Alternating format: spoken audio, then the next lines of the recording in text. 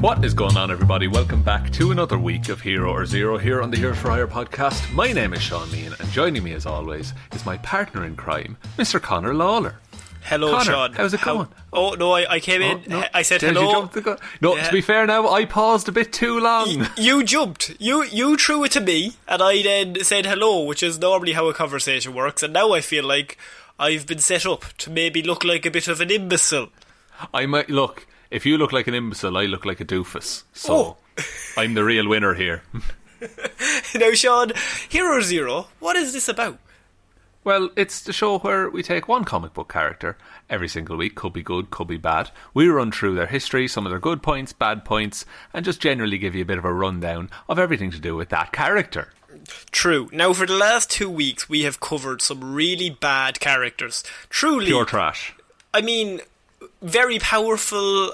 They're like, one guy could control bees, another guy had a bell on his head. We all had a great time. But Shaun, I really need you to cleanse the palate here. I need you to come in strong. I don't know who you've done, but I can only assume it's maybe Captain America.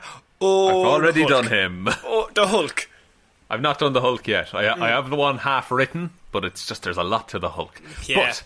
But I now, similarly to the Hulk, this character has been around for fucking ages. Like the 40s? I don't know if it was the 40s, but it's like early days of comics, right? So, now, the description, like the backstory of this character and a bit of the plot lines that they've been involved in, that's about a page and a half of this document. Okay.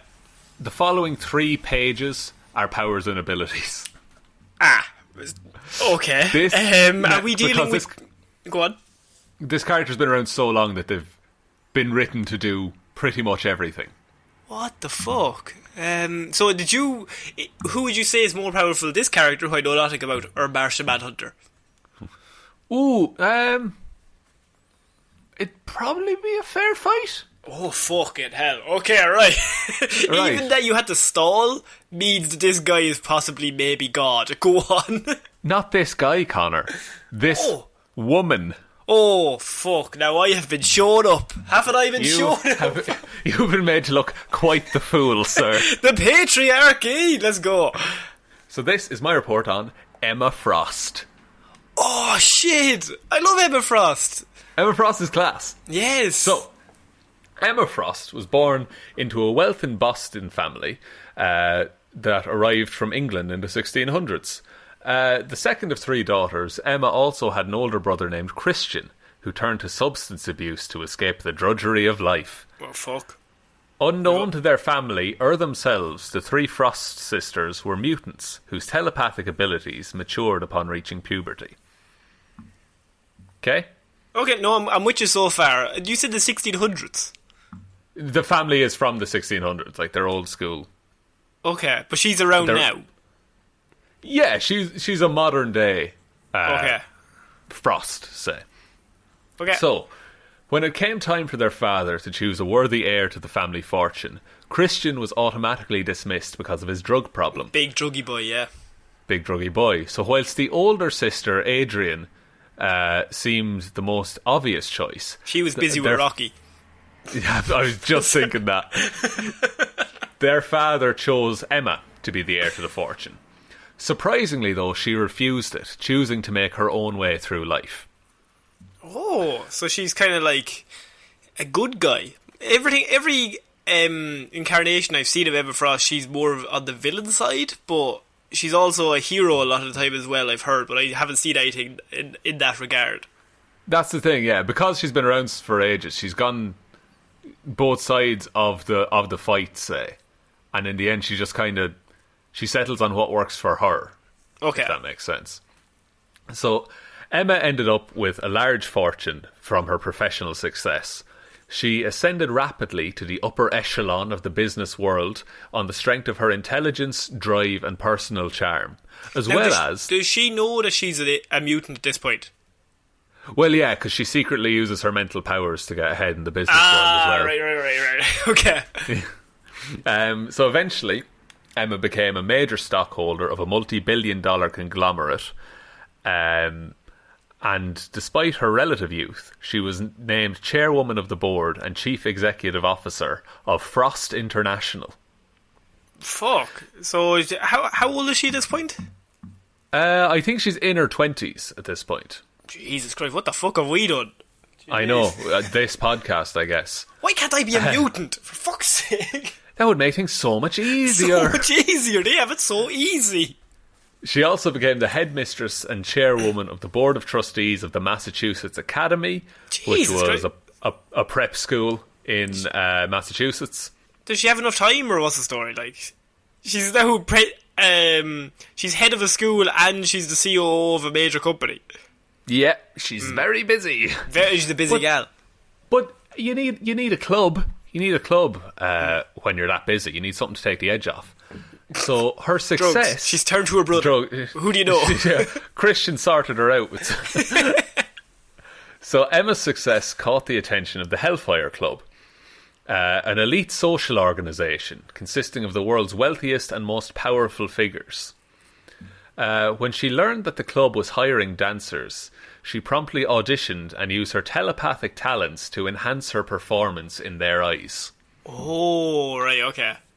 So, unlike the other females in the club, Emma was never uncomfortable with the strict dress code that required female members to wear lingerie at all times.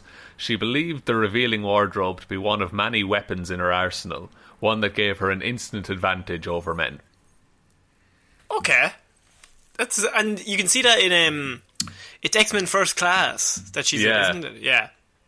Where, like, to look from the outside, you'd think she was not as high up as she is, but she's like second in command of the club. Right, but it's just because when was this? The 50s, 60s? I think we're talking 60s, 70s. I think the idea is that like any guy in that club is immediately going to look down on the females just because they work there. And so she's like, well, I'm clearly smarter and better than everyone here, so I'm going to use that to my advantage because then they'll underestimate her. Yeah, and she knows that this is the best way to get proper access to people when they'll have their guard down as well. So she quickly became an ally of Sebastian Shaw, who is a member of the club's Council of the Chosen, who were secretly conspiring to achieve world domination through economic and political means. And he hates dancing. Fuck's sake. At the time, the leaders of the club and council, and this is, they were Lords Cardinal, and their titles were the names of chess pieces. So the leaders were the White King Edward Buckman and the White Queen Paris Seville. Okay, they're pretty cool names. Paris Seville is a really good name. Paris Seville is like, will kill you in your sleep kind of a name. Yeah. So Buckman, through the council's support behind Project Armageddon, which was a project to construct mutant hunting sentinel robots. Fucking hell. Aware that Sebastian Shaw was a mutant, Buckman told him that the intent was to capture mutants as a means of helping the council attain power. So it's he's lying to him as a means to get this very powerful mutant on his side. Exactly. I would say that's going to end up well for him. I think he won't be caught out and Shaw won't rip his head off his shoulders. Well, using her psychic powers, Emma Frost learned that the project's actual purpose was the annihilation of all mutants. That would be a change to what was being said, yes. And after Shaw's lover was murdered by one of the Sentinels, Shaw and Frost staged a coup that had them seize control of the Council of Chosen. Of the Council of the Chosen, which they renamed the Inner Circle. Shaw took the title of Black King, and Frost became the White Queen. Oh, that's pretty cool. White Queen Emma Frost has a bit of a ring to it. It really does. So under Shaun Frost's leadership, mutants dominated the Inner Circle.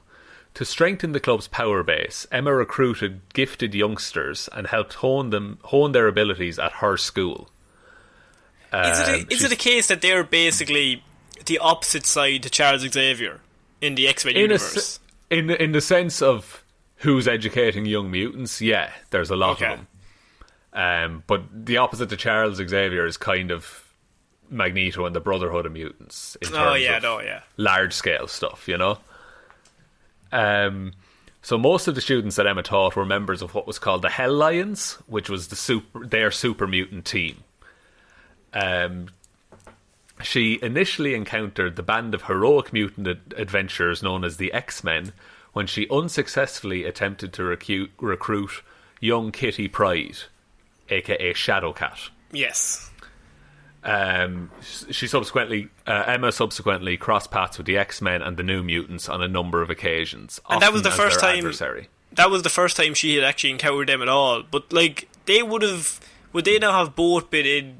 I don't know. Would they not have both been created in like the 70s? So they would have concurrently been training young mutants for years without knowing about each other.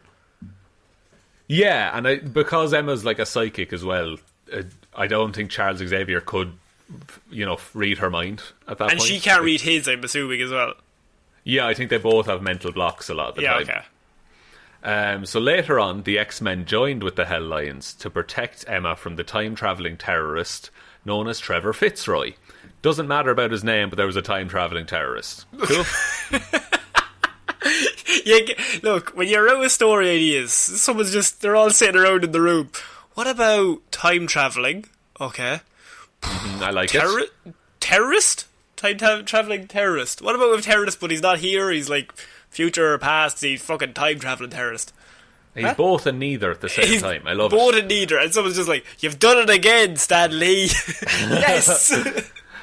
The madman's brutal assault plunged Emma into a deep coma and brought about the Hell Lion's untimely demise. Oh, so now she's been stuck in a coma. How did they put her into a coma? Just got hit really hard. She just got hit really hard. To be fair, that would put most people in a coma. It would tend to. And then all of the Hell Lions died. Oh. Yeah. Right. Okay. Bit of a grim move. Kind of taking a turn here. A little bit of one. Yeah. Emma eventually made a full recovery and she resumed her role as headmistress of her academy. Assisted by Shaun Cassidy, who was the former X-Man known as Banshee. Yes, he's Cyclops' brother? He's Black Tom Cassidy's brother. Oh, sorry, yes. Yeah, no, you're right. What's He's the Irish Cyclops' brother called? He's a guy he's in First Class. Alex Summers. Yeah, Alex Summers, yeah. So she set out to train a new crop of mutants called Generation X. And now that sounds quite intense and cool, right? Yes, I'm very intrigued about Generation X. Would sound very cool. I should have their own show, yes. Well, next up, a sinking stock market dealt Frost International a major blow. Oh no, not stock markets. Fuck. I know. This is like trade routes all over again. Oh, I thought I was done after the Phantom Menace, but we're back. So Emma swallowed her pride and sought the help of her older sister Adrian, who agreed to support her siblings' financial interests if she were named co-headmaster of the school. Oh, right, okay. So she's like, I wanted a bit of the pie that you're making here, because she's also a mutant, the sister. Yes, she also has telepathic powers. But has she used them at all, or she just kind of has lived a normal life? She's used them, but she's not as strong as Emma. So. Okay. But the sister that inherited all the money anyway. Yeah. So Adrian's power play did not wind down when Emma accepted her request, nor did it end when she overtook her sister as the Hellfire Club's White Queen. Only after Adrian telepathically incited a riot at the school did Emma find a way to upset her ascension. What the fuck? Like, why is her sister come in and fucked it all up? She was coasting. It's a power thing, because Emma was chosen to be the heir. Oh, so she's still mad that she wasn't chosen first, yeah. Yeah. So the way that Emma found to upset the Ascension was the way of the gun. Oh. I thought you were going to say something really cool, but no, she just picked up a handgun. Yeah, Emma shot and killed her sister, laying claim to Adrian's inheritance. To be fair, that would normally... That's That's probably the killer move, literally and metaphorically. It is really that put into that particular plot line. Yeah. So, following the dissolution of Generation X and the closure of the Massachusetts Academy, Emma moved to the island nation of Genosha, where she began teaching mutant children again. And Genosha, is that the place that's in the last X-Men movie? That Magneto's trained everyone? Yeah. Okay. It's like a mutant haven where it's just everything will be okay. However, a sentinel attack wiped out Genosha's entire mutant population. So everything was not okay. No, in many ways, putting them all on the one island, bad idea. Really kind of led them to just be like fish in a barrel, really. Really. Yeah. Emma was found by the X-Men alive in the rubble, having undergone a secondary mutagenic change that allowed her to survive the onslaught. So this is the first time she gets her diamond skin. Right, okay. So she had just been going telepathically since the start, but now she's developing more powers. Even as a grown-up? Is that even normal? It can happen in times of extreme stress. Yeah, okay. So, like, she's been teaching children on this island she thought was safe, and now all of that is gone. I'd be very sad if I was training a bunch of kids and then they were all possibly shot straight in the face by a big robot man. I would be sad that I trained a bunch of weaklings, personally. Fucking get a real job and fight them, fuck's sake. Timmy, come on. So Emma later counselled her teammate Cyclops following his possession by Apocalypse. Right. This soon turned into a telepathic affair between the two, which was short-lived after Summer's wife, Jean Grey, discovered what was happening. Yeah, like, surely the last person you want to telepathically have cheat on their partner is the guy that's married to Jean Grey, whose sole power is telepathic shit. Yeah, they didn't really think that one through. No. So it was really tense between them for a while, but then Jean Grey died, and everyone was happy, delighted with it. Was delighted. Following the death of Jean Grey, Emma assumed the position of co-headmaster at the Xavier Institute, alongside Cyclops. Right, so, like, she then kind of turned onto the X-Men side. Yeah, and she is, as far as I know, she's still a part of the X-Men today. Okay, that's interesting that her, like, character development was she was training all these people, and then was it the Sentinel battle that made her kind of think we need to, I don't know, maybe I've lived my life wrong, or was it just a case of she was going out with Scott Summers and so he was part of the X-Men crew, so she joined them? What I think it was that once the Sentinel happened, it was like, okay, look, we might have differences, but someone's trying to kill all of us, so let's just band together and stop that. Why are we dividing ourselves? Yeah, exactly. We've already lost a whole island full of allies. Yeah, okay. So onto her powers and abilities then. And this is a lot. I'm going to skim over some of it, but some of it's really interesting, so I want to get through it. So Emma Frost possesses telepathic abilities of a similar caliber to those of Charles Xavier. And it's the most powerful being in all of X-Men. Pretty much. Frost has been cited as a world-class telepath, and being referred among the 5 telepaths on the planet capable of perfectly and seamlessly altering a mind. Fucking hell. When Wolverine thought to be protected from her because of level 9 psychic shields created by Charles Xavier, she stated that she was a level 10. Holy shit. Okay, so she's in some ways she could even be stronger than Charles Xavier. Yeah, her abilities have been stated to rival that of Charles himself. This statement was proven in her telepathic defeat of Professor Xavier on multiple occasions. Fucking hell. Okay. She has telepathy, so she has mind control, altering perceptions and memories, causing mental pain or unconsciousness, mind switching, mental sedation of unconscious victims. Fuck. And she can also project mental energy as some kind of blast. So she could just change your whole personality. Just at the start of the fight, she looks at you and just makes you a child. And then you just think you're 4 years old again. Exactly, if you're susceptible to that. Or she can make you think that, you know, your lungs have been carved out of your chest. And so you can't breathe. And then you just ultimately die anyway. Holy shit. Exactly. She has a psionic shield, so she can protect herself and others from mental intrusion. She can create telepathic illusions, telepathic camouflage, so she can alter it so that you just can't see her. Fuck it. So she can make herself disappear from your consciousness. So she could be like, I've never existed, and then she's standing there. You're like, hey, stop robbing that bank. She's like, I've never existed. Oh, I don't know what I'm doing here. What am I doing Yeah, at this exactly. bank? Exactly. She has astral projection, so she can project her form over vast distances. That's gonna kill you. Luke Skywalker taught me that. You'll fade away at that. That's Yeah. true. She can place psychic inhibitors in the minds of mutant adversaries to prevent them from using their powers. So, undefeatable is what I'm getting here in this world. Pretty, it's a good fight, put it that way. Okay. Mind possession, mind control, mental paralysis, mental sedation, mind alteration. She can cause amnesia. She can transfer a mind into another host body. Fucking hell. How is there ever any fights? How does she ever lose? I'll get into that. We have a weaknesses section. It's not very long, but she does have some. Guns.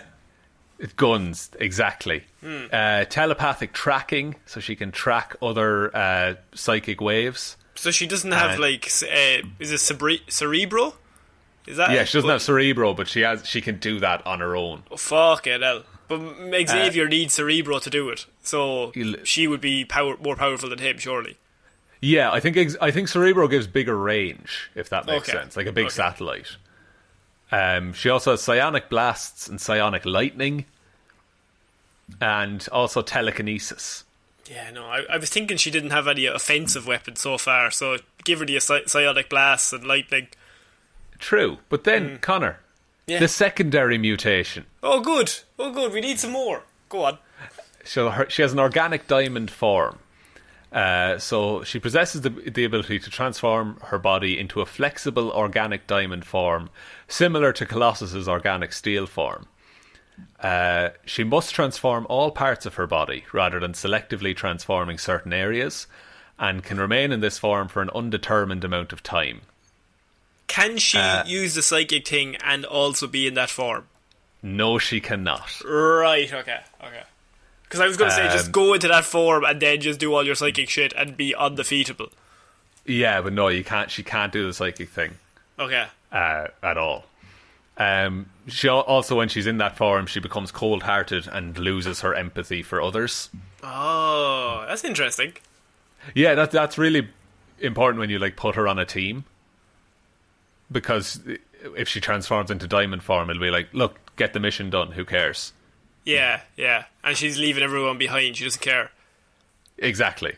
So in the diamond form, then she has superhuman strength. She can lift approximately 2 tons.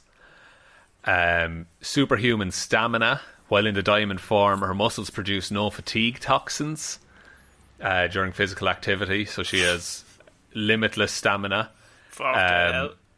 Superhuman durability. She is highly resistant to most forms of physical injury and temperature. She's also self-sustained while transformed, requiring no food, water, or oxygen. So she could go into space in that form and just live for as long as she wanted. Yeah. No downside to it. Fucking hell. Psychic immunity. So she's immune to other telepathic powers, but in turn she's unable to use her own until she turns back. Okay. So, onto her abilities. What? They were to the... Okay. Cool. They were powers. Sorry. Abilities, she's an expert technician, so she's highly skilled in electronic theory and electronics, and has learned to build devices that can amplify psionic energy. She's also had defense training, so she's an above average athlete, and has had some training in hand-to-hand combat. During a training session in which Emma did not have access to her powers, Banshee attempted to make an example of her. Emma quickly, efficiently, and easily dispatched Banshee, much to his embarrassment. Holy shit. Okay. So her weaknesses then. She has 2. Right. While in her diamond form, she's unable to access her telepathic abilities. Yes. And and after killing her sister, she became an alcoholic. The booze, the sweet, sweet sup has taken her out. Takes down another person. Oh, fuck. As Irish people, we can only look at that and go, yeah, fuck it, Jesus. Yeah, you can't let it get that far, like, you know what I mean? Yeah, I know, you've gone wrong there. So her a weakness of hers is, like, you can't kill her, but if she's drunk, she might be slightly less powerful. Yeah.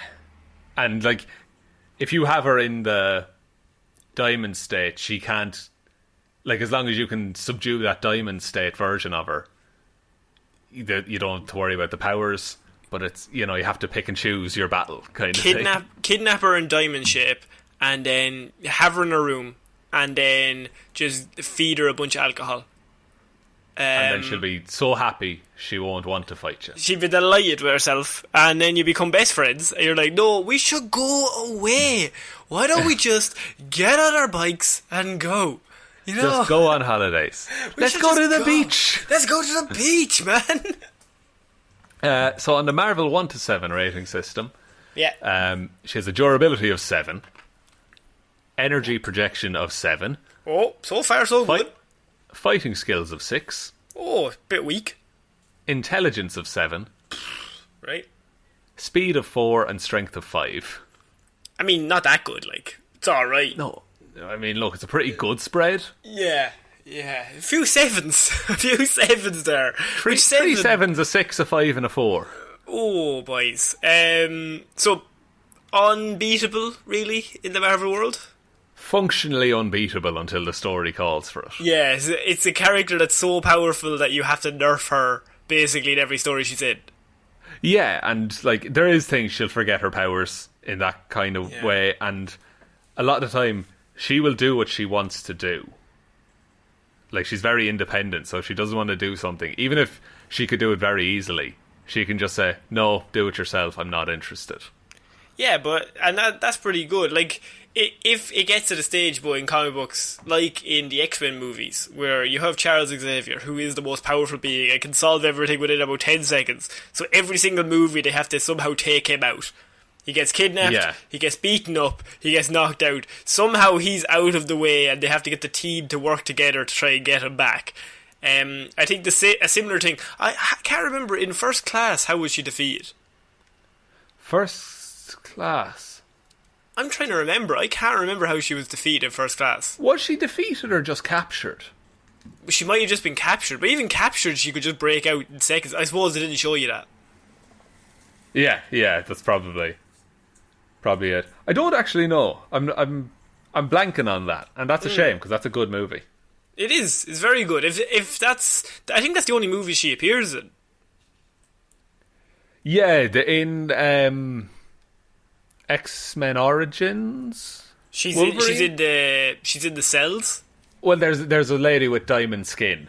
You know. Yeah, and she has blonde hair. Yeah. But what can you do? That's not confirmation of anything. And I would go to X-Men Origins before I went to First Class, just as a movie. Yeah. Wolverine Origins, go watch that immediately and take First Class, leave that. Get Wolverine Origins out of the way, because that's clearly the better movie. Yeah. Also you won't remember this because Days of Future Past, you know. Yeah. But she's one of the people that was experimented on and killed to make the Sentinels. Oh, right. That's interesting. Yeah, because those Sentinels obviously are undefeatable. They just adapt. Yeah.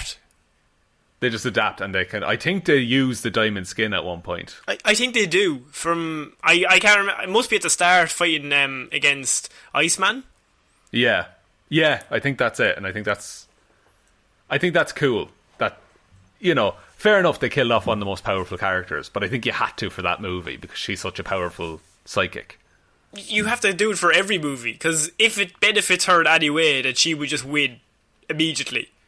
Yes, that's true. That's the danger with her. But she's a really good character, just in terms of, like, you have Charles Xavier there, but you always need something on the opposite side. So, like, Charles Xavier is all about giving to other people, and he has all those powers. So then you have Emma Frost on the other side, who's willing to do the good thing, but only if it benefits her in the long run. And she's just as powerful as he is. Yeah, and it's... Yeah, because she's a good foil for Professor X in terms of... She's arguably more powerful than him. Mm. But she, like you say, she's a free agent. She does what she wants. So it's not like Magneto, where they're not even on powers, really. But they have a respect kind of thing. Magneto can spend a few spoons, like. Charles Xavier could just rewrite his whole memory if he wanted. If he wanted, yeah. But Emma just does what she wants. She doesn't care about anyone else. Well, not she doesn't care about anyone else, but, you know. But that's always the fun first. bit. Like, you have that character who starts off as the villain. Like, what's coming to me is, say, I don't know, like Red Hood, something like that, where you have a clearly villainous character, but it becomes an anti-hero, or they become slightly loved because you have this character who has likeable traits, but eventually is just a lone wolf. We're just like, we'll just do whatever the fuck we want, whatever. Yeah, and if you ask me for help and it suits me, then I'll join. Yeah, but I'm not at your beck and call. Or Deathstroke. Yeah, Deathstroke's a good example of it. Yeah, if the contract is right, he'll take it. Exactly. No, I think Emma Frost is a character that people love, and lots of people, that's their favourite character, and I can see why, because like it's a character that has growth, and comic book characters are always better when you can see their growth. Yeah, like she has a proper arc over 30-40 years of comics. And she's a badass. She's an absolute beast. She's, yeah. Like, doing this report, she's just so many cool stories I couldn't even get to mention. Yeah. I think that's it for this week's Hero Zero, Shaun. Well, would you like to take us out, Conor? I would indeed, yes. So, if you want to support the show, we have a Patreon that last week we released our Phantom Menace episode. It's part of a Lazarus Pit series. We go back and review one old movie. It could be comic book, could just be an old movie that we like. And this month's was the Phantom Menace. So if you give $5 or more a month, you get access to all those reviews we've done for the last few months. It's at patreon.com/Heroes for Hire podcast, Shaun. Oh, he's done it. He said it correctly. Nailed it. After I pointed away like I was looking at a crowd. Fucking nailed it. We also, if you can't support the show that way, we also have an iTunes where you can go and like and review. That really helps us out and just helps with the algorithm and stuff like that. And if you don't want to do either of those things, the best thing you can do is just give us a follow or a like on, say, Twitter. It's at Heroes for Hire Pod, the 4 is the number 4. Facebook, Heroes for Hire Podcast. Instagram, Heroes for Hire Podcast. And once again, if you can't do all of that, just tell one human being we exist. That's all we ask. Just the one. Just the one. So, I've been Conor Lawler. I've been Shaun. And we'll see you next week, guys. Bye-bye. Bye.